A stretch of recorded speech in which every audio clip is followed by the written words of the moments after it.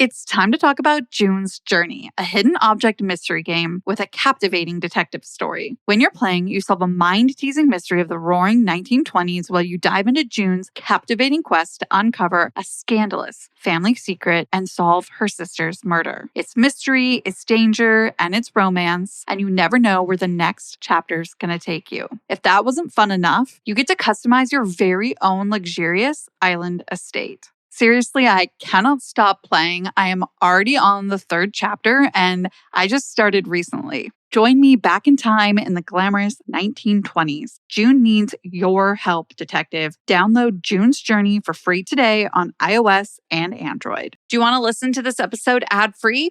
You can do that now with our all-new Apple Podcast subscription. For $2.99 a month, you'll get your episodes ad-free and you'll get access to our exclusive bonus archive. Thank you to all of you who have already subscribed. We hope you're enjoying. Welcome back to the Murder Diaries. I'm Natalie. And I'm Paige. On May 10th of 1996, a newspaper in Brown County, Texas, published a shocking photograph of a crime scene.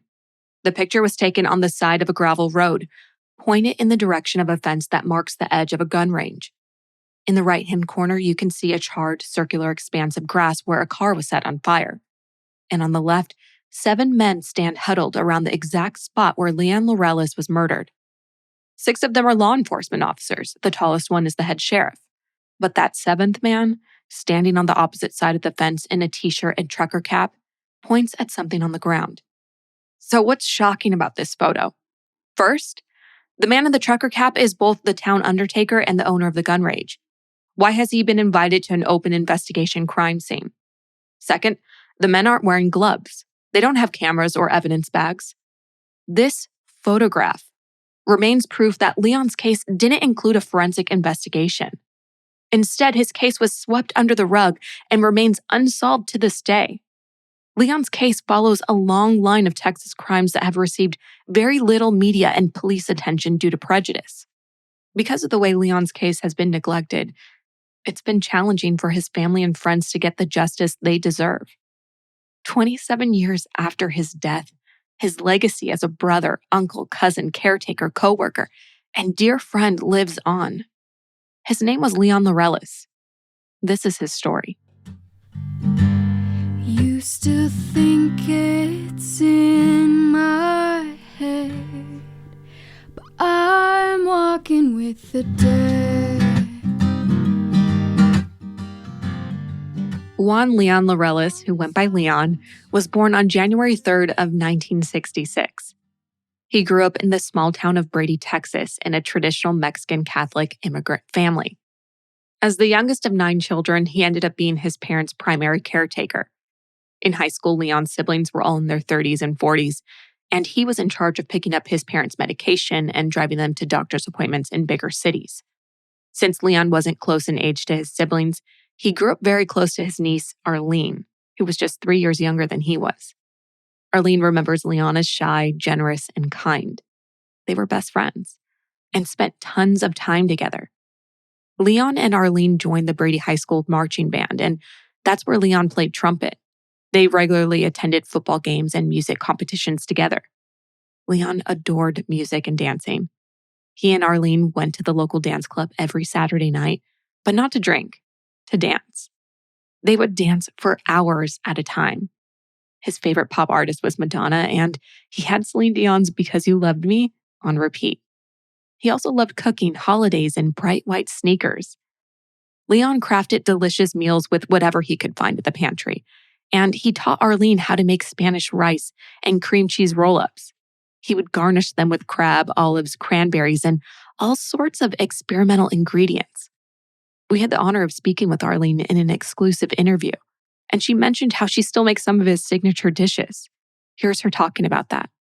I try to use some of his recipes still to this day, just, like at Christmas time. I guess it kind of makes me feel like he's with me, or I'm having a spot saved for him for Christmas because he loved the holidays so much. After graduation, Leon and Arlene decided to move west to San Angelo.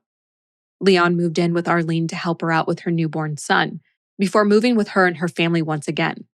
Then I had 2 more children, and that's when we moved to Brownwood. And he again went to live with me, and he watched all three of my boys while I worked during the day. And that's the reason he worked the graveyard shift at Kroger. It was for me and my boys. The city of Brownwood was a 40-minute drive from where Leon and Arlene grew up. They both found jobs working for Kroger and Walmart, and Leon took care of Arlene's 3 boys during the day, choosing to work the night shift at Kroger for extra income. Leon sacrificed his sleep and time to support his niece and her family. That's how much he loved them. He became fast friends with his coworkers, taking them out to lunch and giving them birthday and Christmas gifts. He didn't have a lot of money, but what he did have, he gave freely. People described him as a big teddy bear, soft-spoken and hardworking. When Arlene's children were old enough to go to school, Leon was finally able to dedicate more time to making friends and forming relationships of his own. He moved into an apartment with his older brother George in Banks, Texas, which was about a 15-minute drive from Brownwood. And by April of 1996, Leon was 30 and just starting to live life as his true self. He'd come out as gay to select friends and family and started dating someone who was not out yet. But it was dangerous to be out in Brownwood, which had a population of less than 20,000 people and rampant homophobia. Leon wasn't publicly out, but after years of helping others, he was starting to prioritize himself. He wanted to be out, and many people think that this is why his life was cut short.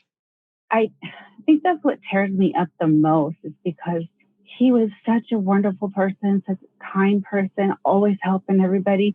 And he was finally able to start living his true self.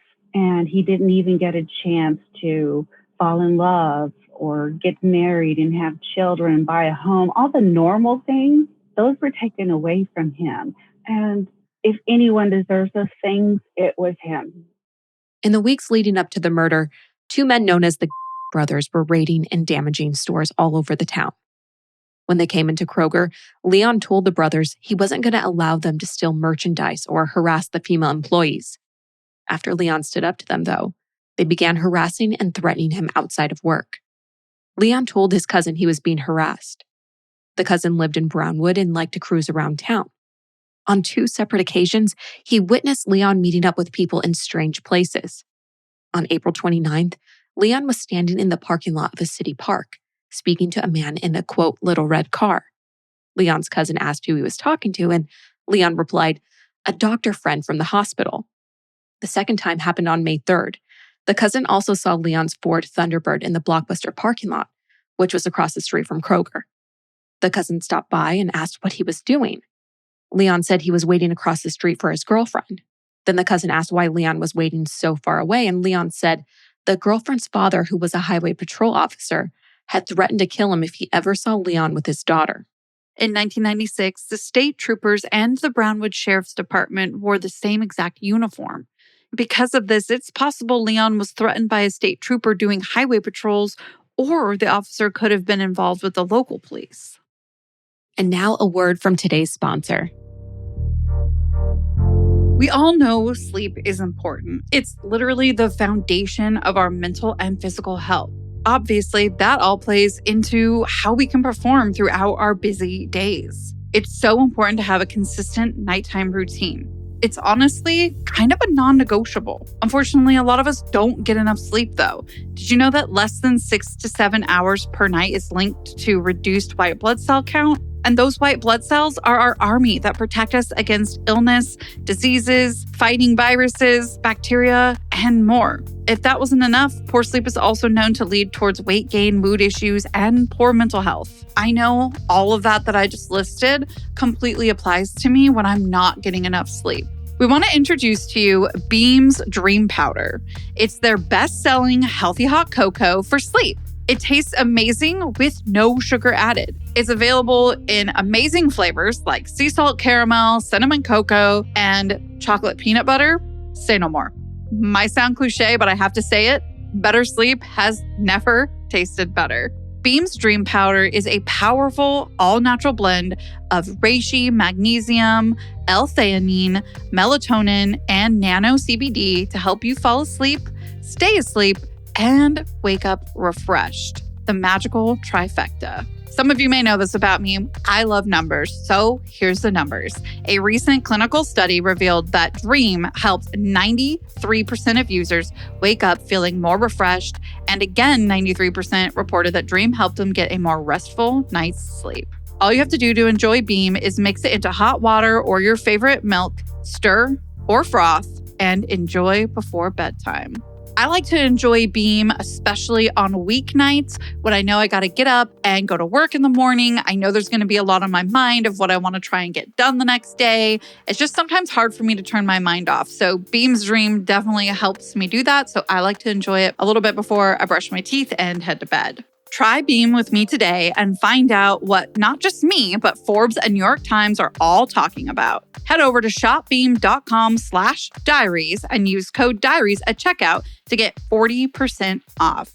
This is a limited time only for our listeners. So head over to shopbeam.com/diaries and use code diaries for 40% off.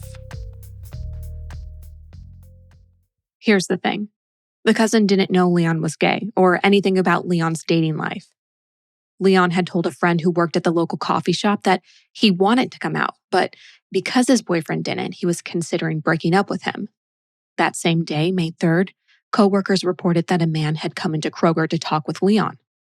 It was the sheriff's son, who had never come by to visit Leon before, so it must have been an important conversation, maybe even a warning. We'll never know exactly what they talked about or if the sheriff's son was the man Leon was dating. What we do know is after Leon was threatened by a law enforcement officer and the brothers, he was under a lot of stress in the week leading up to his death. By May 8th, Leon had told 3 coworkers that the brothers were after him. Their threats had grown more serious and he was scared. Leon's sister remembers the day before his murder. Leon told her that the brothers were angry at him and he didn't know why. Most people in town feared the brothers for good reason. They were aggressive and destroyed property. But for some reason, they were targeting Leon, whether because he was gay, stood up to them, or knew something he shouldn't. We can only speculate. On May 9th, Leon left for his night shift at 11:30. He was always early for his midnight shift because he liked to hang out with the outgoing staff, which occasionally included Arlene, who worked next door. She remembers walking outside of work, seeing Leon's Ford Thunderbird parked in the lot, and wondering why he didn't say hi to her on his way inside. Another coworker, Peggy, liked to hang out with him in the cash office. She remembers glancing out the window and seeing his car parked directly next to his usual spot. And she said to herself, "Yay, Leon's here." But Leon never entered the store. And by midnight, the Ford Thunderbird and the car parked in his usual spot had vanished. When Peggy realized the car wasn't there, she called Leon's brother George to see if Leon had gone back home. But he hadn't, so George decided to follow Leon's route to work. He drove to Kroger and back, but couldn't find the Thunderbird. Meanwhile, Peggy called hospitals and the police, who told her the only report they received was about a car accident. Suddenly, fire trucks passed Kroger, heading for a car accident. Peggy reported all of this to George, who then called the sheriff's department. And by that time, the department had received 2 911 calls. The first call was from an anonymous source on May 10th at 12:27 a.m. They reported seeing a car on fire near a gun range, which was about a 13-minute drive from the Kroger parking lot. The second call was at 12:30 a.m. A woman had found Leon's body. The woman who found Leon was coming home from her hospital job, driving on Farm Road, a low-traffic area with no houses or buildings in the vicinity. She was distraught to find Leon's body 10 feet away from his Ford Thunderbird. He'd been shot in the back of the head while he was down on his knees execution style with a .38 caliber lead bullet in his thumb. His car had been set on fire, presumably to destroy evidence. Within minutes of the woman calling 911, the fire department and the head sheriff arrived on scene. They found Leon's body about 30 feet from the entrance of the gun range and 6 feet away from the burning shell of his car. Other than the bullet wounds, he had no other injuries. The moment the sheriff realized Leon Laureles, aged 30, had been murdered, he recused himself from investigating the crime due to a, quote, conflict of interest. He called in the Texas Rangers, and Bobby Grubbs was assigned to the case. The car was towed, and they waited until dawn to analyze the rest of the scene. Legally, when a Texas sheriff reports a conflict of interest, the entire local department is supposed to recuse themselves of investigating. However, one of the officers stayed on the case to help Grubbs investigate. Do you remember the photograph of 7 men huddled together at the crime scene? The one I mentioned at the top of this case coverage? By dawn on May 10th, when the newspaper photographer arrived, 5 members of the sheriff's department, Ranger Bobby Grubbs, and the local undertaker/gun range owner were standing where Leon's body was found. They had no forensic equipment. The undertaker seemed to be pointing out evidence, and the head sheriff stared at the ground, treading on a crime scene he didn't plan to investigate. That same morning, Leon's family was given the devastating news of his passing. Arlene and George stood outside the station waiting for news, answers, anything. The police refused to reveal information. It wasn't until Arlene got her hands on the morning newspaper and this photograph that she knew exactly what happened to her best friend. For decades, Leon's family questioned whether an autopsy was even performed because the paperwork wasn't released until this year, 2023. As an aside, when we were interviewing Arlene, I mentioned that I had a copy of the autopsy, and she asked if she could have a copy of it because she was never able to get a copy for herself. The Travis County Morgue's chief medical officer was in charge of examining Leon's body. He had finished the autopsy report by 9 a.m. on the 10th, even though the morgue was 4 hours away. As a result, the timeline is super fuzzy. Since police officially started their investigation at dawn, this didn't leave much time for the autopsy to occur. An officer from the sheriff's department, Mike McCoy, was also present at the autopsy. The day after Leon's death, police began interviews. They called in the brothers, Leon's coworkers, and only one of his family members, George. According to Arlene, George was asked if Leon did drugs, despite the autopsy revealing no drugs or alcohol in his system. During this time, it came to light that someone had witnessed 2 cars driving slowly along the shoulder of the gun range at 12:15 a.m. One car was a black Ford Thunderbird, and the other, a white Ford pickup truck with a red stripe. It had chrome mirrors, a gooseneck trailer ball, and tinted windows. This was the only promising lead. Arlene told us the following. The first 911 caller was anonymous, so we don't know who that person is. And that's my plea, is if it was you or you know the person that did that, please reach out to me. I want to know what you saw. I want to know who else was there. Apparently that was also a very popular party site that people would go party there by the railroad tracks where the gun range is. If there were any other witnesses, they were too scared to come out with more information. Arlene also said, I feel like it was very organized. You know, it took literally 30 minutes from getting him at the Kroger parking lot, taking him all the way out there, shooting him, burning the car, and leaving was 30 minutes. And they took him to a place where it was very secluded and it's a gun range. So it's not normal to hear a gunshot. It was clear Leon's murder was premeditated, possibly involving multiple people. But nobody knew why he was murdered. Members of law enforcement theorized he was killed because he was gay, but Arlene isn't sure how they found this out, since he hadn't told many people. Regardless, Leon's murder was not deemed a hate crime. It was yet another cold case in a collection of cold cases. Leon's brother George was the only member of the household police would talk to, but in the weeks following, they ignored all of his calls. After a month, George visited Ranger Bobby Grubbs, wanting updates about the investigation. And according to Arlene, when George asked to see the case paperwork, Grubbs showed him how little investigating had been done. 2 little pieces of paper. Those were his notes on the case. He had interviewed one of the brothers and decided the harassment and threats were unsubstantiated. Frustrated, George told the rest of his family that the police didn't care about Leon and weren't putting effort into the investigation. In 2002, the family hired a private detective to investigate Leon's case. During his investigation, he noticed corruption in the town, and somebody threatened him with his life. The detective left the case without giving any details to Leon's family. The FBI wouldn't get involved either. In 2008, Bobby Grubbs had allegedly identified more suspects in the case. He said he had a person he could indict, but he didn't have enough evidence to convict them. In 2016, Arlene was told that the main suspect had died by suicide in 2014. After personal research, Arlene realized the police's person of interest was the sheriff's son, the one Leon might have been dating. Right after Leon's death, the sheriff's son escaped town to create another life for himself outside of Brownwood. He married, had kids, and passed away 20 years later. After the sheriff's son passed away, Leon's case was closed. In the family's long search for justice, they have been frequently misled and denied access to records of the investigation. Texas has over 20,000 cold cases, but no online registry containing all of those cases, and many counties don't publish court documents for public consumption. Arlene hasn't been able to find records on Leon's case other than the information she has posted herself.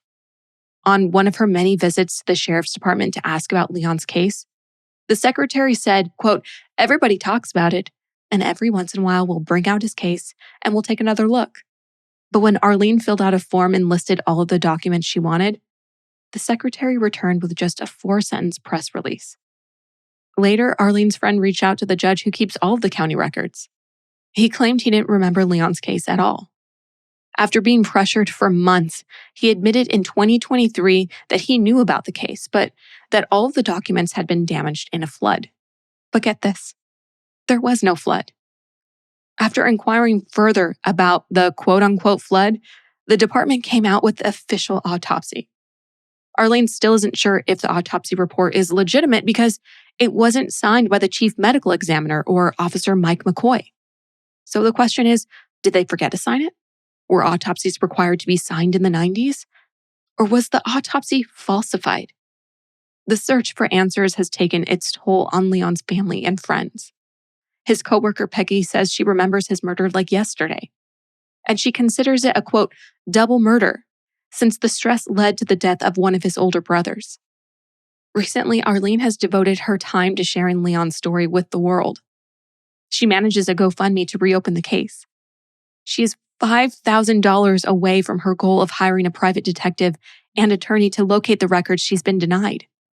But even if they are able to reopen the investigation, no amount of information will ever make up for how law enforcement has neglected Leon's case and his family in the past 27 years. Although Leon's case isn't considered a hate crime, it causes us to reflect on how rare it is for a hate crime to be reported as a hate crime. A Google search for the phrase Brownwood, Texas hate crimes pulls up a blog called Steve's Soapbox. Steve Harris wrote dozens of blog posts on what life was like for queer people in Brownwood in the early 2000s.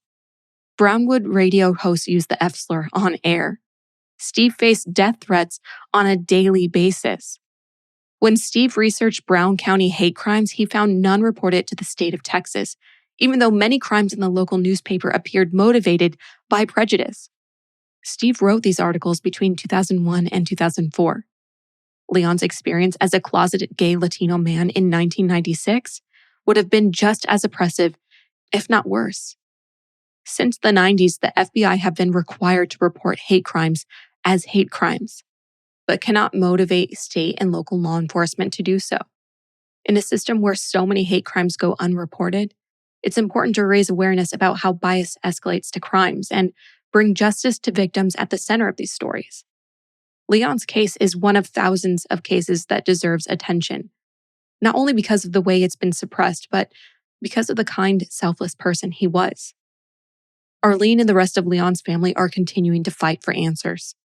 If you have any information regarding Leon's murder, please contact the Brown County Sheriff's Office at 325-646-5510 or the Heart of Texas Crime Stoppers at 800-222-8477. You can contribute to the investigation through Leon's GoFundMe by following Justice for Leon Laureles on Facebook and by sharing his story with friends and family. We'll end with a quote from Arlene. I'm just fighting so hard. I need him to know that I did love him. I still love him and I still remember him. And I'm not going to, let him be forgotten. And I'm going to fight till my last breath to try to get him justice. Make sure you follow us on all of our socials at The Murder Diaries Pod. And don't be a stranger at The Murder Diaries Pod request at gmail.com and themurderdiariespodcast.com. Until then, Stay safe. bye. Seeking the truth never gets old. Introducing June's Journey, the free-to-play mobile game that will immerse you in a thrilling murder mystery. Join June Parker as she uncovers hidden objects and clues to solve her sister's death in a beautifully illustrated world set in the Roaring '20s.